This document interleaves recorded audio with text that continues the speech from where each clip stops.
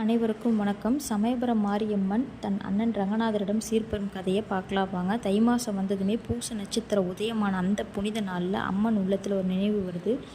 தன் அண்ணனான ரங்கநாதரை காண முடிவு பண்ணுறாங்க. தன் அண்ணனும் அதே மாதிரி சமயபுரம் மாரியம்மனான தன் தங்கையை காண முடிவு பண்ணுறாங்க. தன் தங்கை சமயபுரம் மாரியம்மன் வந்து கண்ணாடி பல்லாக்கில் புறப்பட்டு மகிழ்ச்சியோடு அண்ணனை காண போகிறாங்க.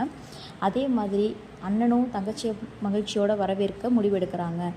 சமயபுரம் மாரியம்மன் வந்து காவேரி கரையோரம் சென்றடைகிறாங்க. ரங்கநாதரும் தன் தங்கையான மாரியம்மனுக்கு தங்க தாம்பாளத்தில் சீர் கொண்டுட்டு வராங்க. என்னென்ன சீர் கொண்டுட்டு போகிறாங்கன்னு பார்க்கலாம்.